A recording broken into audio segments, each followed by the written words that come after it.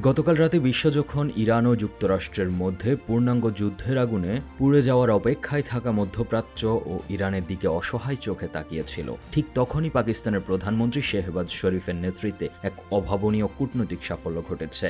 যখন কিনা মার্কিন প্রেসিডেন্ট ডোনাল্ড ট্রাম্পের চূড়ান্ত আক্রমণের আর মাত্র কয়েক ঘন্টা বাকি ছিল, বিশ্বে সবাই ধরে নিয়েছিল এবার আর ট্রাম্পকে ফেরানো যাবে না। তিনি ইরানের সব স্থাপনায় হামলা সবুজ সংকেত দিয়ে রেখেছেন বলে সিএনএন সহ একাধিক মিডিয়া আউটলেট নিশ্চিত করেছিল। নগদ নিয়ে এলো হার না মানা হার অফার। সর্বনিম্ন 10,000 টাকা রেমিটেন্স নগদে পাঠালে থাকছে স্বর্ণের হার জেতার সুযোগ। তবে ট্রাম্পের আলটিমেটাম শেষ হওয়ার 4 ঘন্টা আগে মার্কিন প্রভাবশালী সংবাদ মাধ্যম অ্যাক্সিওস জানিয়েছিল পাকিস্তানের নেতৃত্বে এখনও একটা যুদ্ধবিরতির চেষ্টা চলমান এবং সেখানে ট্রাম্পের বদলে যুক্তরাষ্ট্রের পক্ষ থেকে মধ্যস্থতা করছিলেন ভাইস প্রেসিডেন্ট জেডি ভান্স, যিনি কিনা শুরু থেকেই ইরানে পোড়ামাটি নীতির বিপক্ষে ছিলেন। অবশেষে আলটিমেটাম শেষের কিছুক্ষণ আগে পাকিস্তান দুই পক্ষকেই যুদ্ধবিরতির প্রস্তাবে রাজি করাতে সফল হয়েছে। বিশ্লেষকরা বলছেন পাকিস্তানের এই মধ্যস্থতা বিশ্ব কূটনীতির মঞ্চে ইসলামাবাদের শক্তিশালী অবস্থানে জানান দিচ্ছে যে কাজটি করার কথা ছিল তুরস্কের প্রেসিডেন্ট রিসেপ তাইপ এরদোয়ানের, সেই দায়িত্ব পালন করেছেন পাকিস্তানের প্রধানমন্ত্রী শেহবাজ শরীফ ও সেনাবাহিনীর প্রধান ফিল্ড মার্শাল অসীম মুনির। বাংলাদেশ সময় আজ ভোরে ট্রাম্প নিজের ট্রুথ সোশ্যাল অ্যাকাউন্টে ঘোষণা করেন পাকিস্তানের প্রধানমন্ত্রী শেহবাজ শরীফ ও ফিল্ড মার্শাল অসীম মুনিরের সঙ্গে আলোচনার ভিত্তিতে তিনি ইরানের ওপর নির্ধারিত ধ্বংসাত্মক আক্রমণ স্থগিত করেছেন। এই যুদ্ধবিরতি 2 সপ্তাহের জন্য কার্যকর হয়েছে। এদিকে ইরানের পররাষ্ট্রমন্ত্রী সৈয়দ আব্বাস আরাগচি পাকিস্তানের নেতৃত্বকে ধন্যবাদ জানিয়ে লিখেন, প্রধানমন্ত্রী শেহবাজ শরীফ ও ফিল্ড মার্শাল অসীম মুনিরের অক্লান্ত প্রচেষ্টায় এই যুদ্ধবিরতি সম্ভব হয়েছে। তিনি আরও জানান, হরমুজ প্রণালী খুলে দেওয়ার বিষয়টি ইরানের সামরিক বাহিনীর সঙ্গে সমন্বয় করে বাস্তবায়ন করা হবে, তবে হরমুজ প্রণালী থেকে টোল আদায় করবে ইরান। পাকিস্তানের প্রধানমন্ত্রী শেহবাজ শরীফ নিজের এক্স হ্যান্ডেলে লিখেছেন, সবিনয়ে ঘোষণা করছি, ইরান, যুক্তরাষ্ট্র ও তাদের মিত্ররা সব জায়গায় লেবানন সহ সর্বত্র অবিলম্বে যুদ্ধবিরতিতে রাজি হয়েছে। তিনি দুই পক্ষকে আগামী শুক্রবার 10 এপ্রিল ইসলামাবাদে আলোচনায় বসার জন্য আমন্ত্রণ জানিয়েছেন।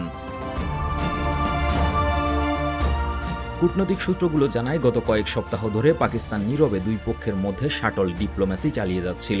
ট্রাম্পের দেয়া ডেডলাইনের ঠিক আগ মুহূর্তে শেহবাজ শরীফ ট্রাম্পকে অনুরোধ করেছিলেন আক্রমণ স্থগিত করার। একই সঙ্গে ইরানকে হরমুজ প্রণালী খুলে দেওয়ার প্রস্তাব দেন তিনি।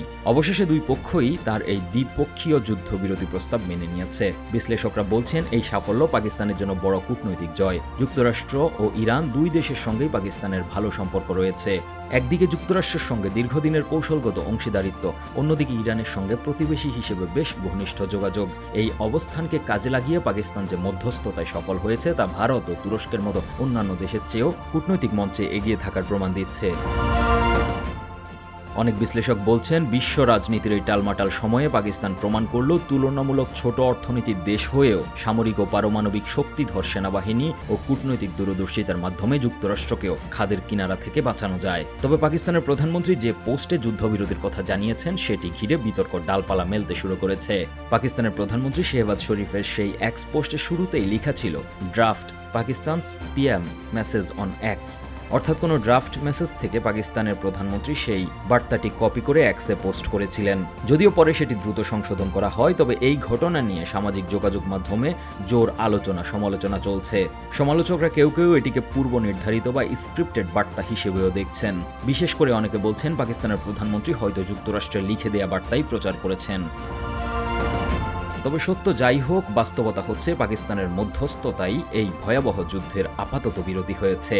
এখন সবার দৃষ্টি ইসলামাবাদের দিকে আগামী 10 এপ্রিল, যেখানে আলোচনা হবে পাকিস্তান, ইরান এবং যুক্তরাষ্ট্রের প্রতিনিধিদের মাঝে।